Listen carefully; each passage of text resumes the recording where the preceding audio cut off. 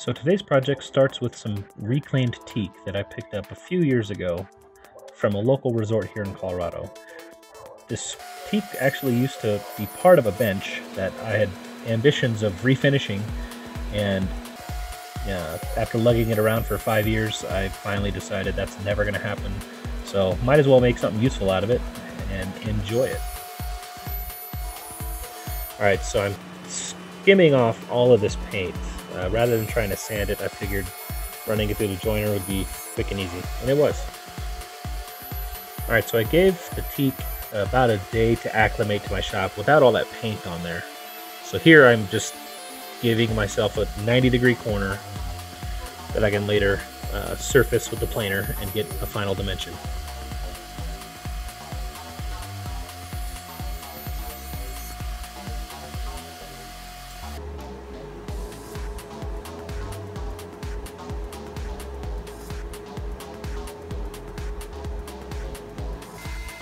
Alright, so using that perfectly square corner as reference, I'm cutting off this extra piece here. Alright, so teak is a very oily wood by nature, so it's recommended to use some kind of solvent to try to break down some of those oils and allow your glue to stick. So here I'm using some mineral spirits, just wiping it, trying to get some of that resin out of there. And then I'm going to glue this together. This is going to be the back fence of my sled. So I'm adding this cutoff here on the top to give me a little bit more protection over the blade.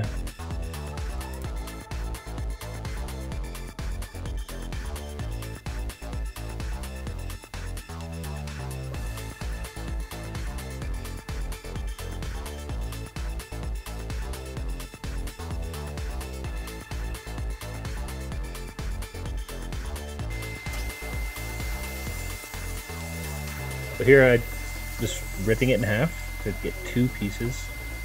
And actually this made a little bit extra. I was able to get 2 rails out of 1 piece. So I do have some of this on hand.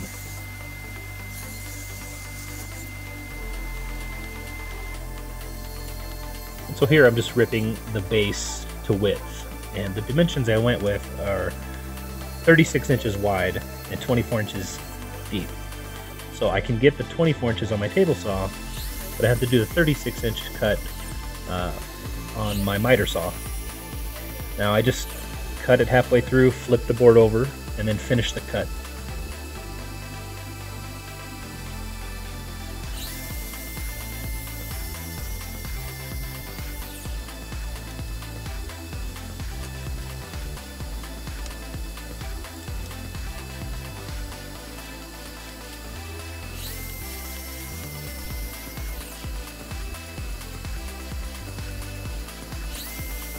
So here I'm just easing myself back into that cut, that first cut that I made, just to get it a perfectly smooth surface. And I check for square, and it's perfect.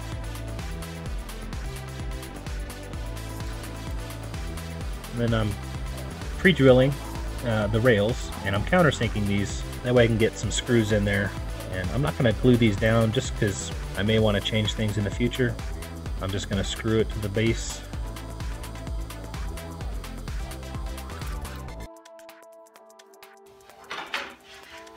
Alright, so now it's time to glue the board to the rails. Now they sit a little bit shy of the top, which is on purpose, but I need something to space them up while I glue the board down. So I went and I borrowed my son's piggy bank because change works perfect here. Now don't worry, I'm gonna give it all back. I'm only taking 10 cents. So if you have change lying around, works. You can also use washers or anything that fits down in there that gives you enough rise that you need.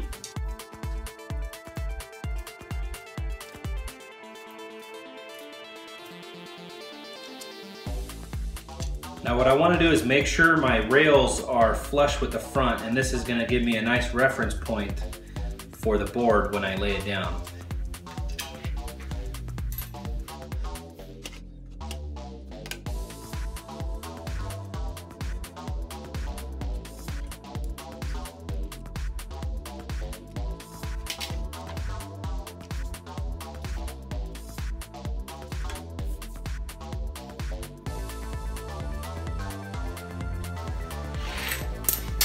Oh, there goes the pennies. And that one didn't stick. They both didn't really stick.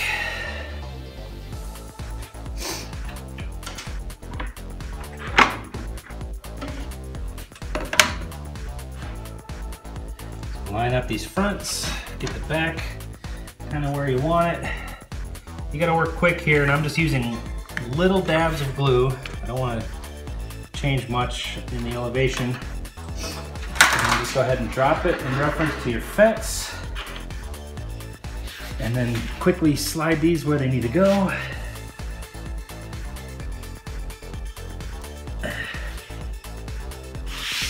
And push hard.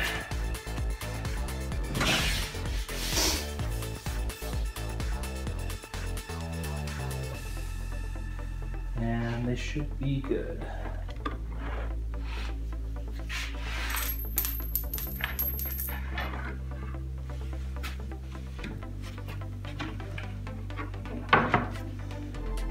Those are just barely on there, so I'm going to go ahead and pre-drill my holes and then screw it in, and then it should be good.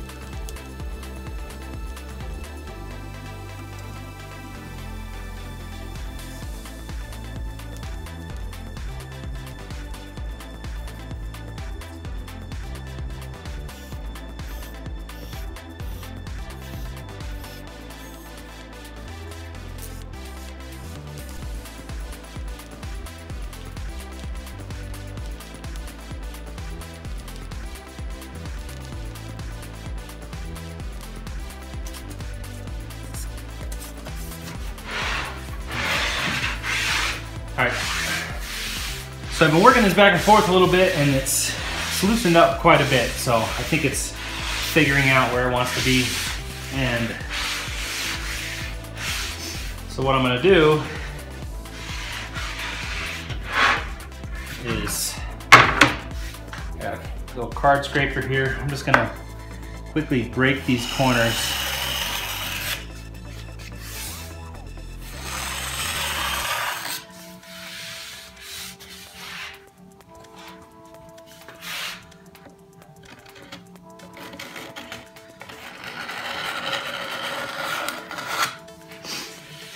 Just to make them not quite as sharp.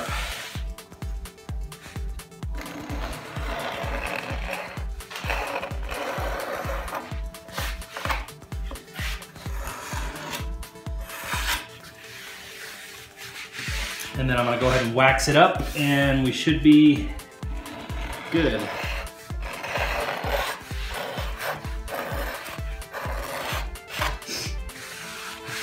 All right.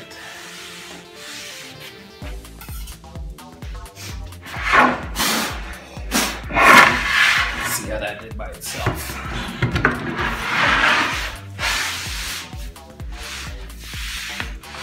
Seems a little bit better, but still a little tight. But it doesn't move, which is nice.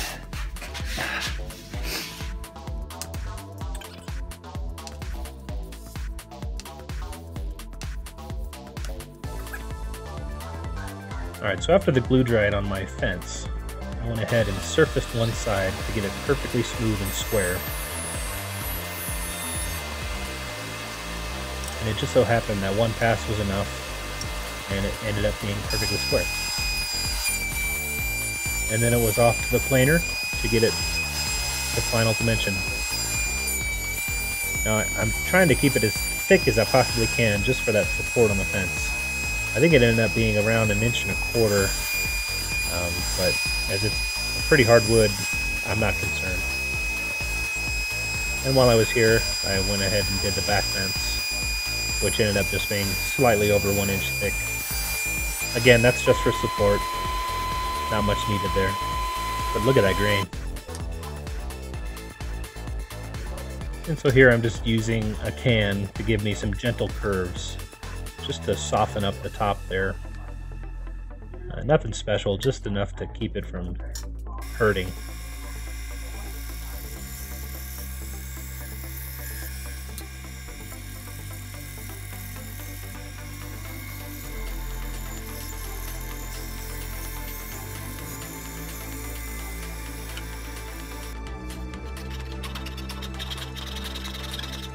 After I had the shape cut out, I just smoothed it out with a file. Now, I didn't round over my corners, but if you want to, go right ahead. It shouldn't affect anything. I just went ahead and broke the corners just to keep them from getting any splinters. And so then I pre-drilled and screwed in the rear fence. Now the rear fence does not need to be square. It's pretty much there just for support. And then I cut almost all the way through the board just to give me a line to use my square to check the fence. And again, this doesn't have to be perfect right now, but I do want to get it as close as possible just to make it easier for fine-tuning later.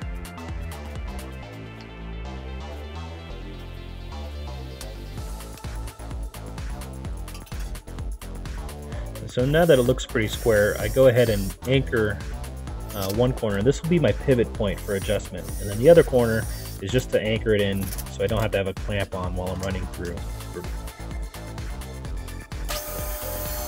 So to fine tune my fence, I use what's called the 5-cut method. And Nick Ferry actually gives a perfect explanation of how to do this method. So if you're interested, I'm going to leave a link to his video of how he explains the 5-cut method. And I ended up being only 16 thousandths off over 34 inches, which I was surprised, but still not good enough.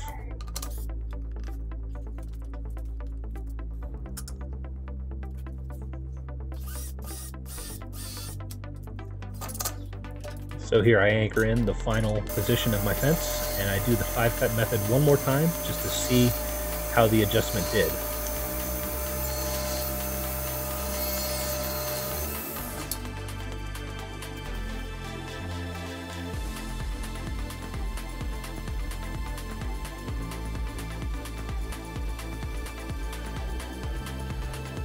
And if you can't read that, it reads 0.6735.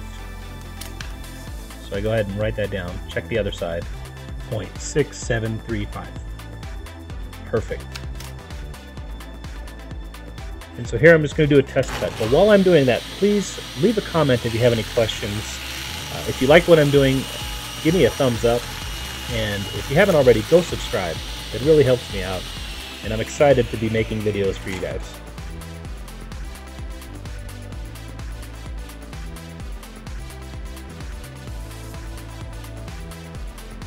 Looks pretty square to me.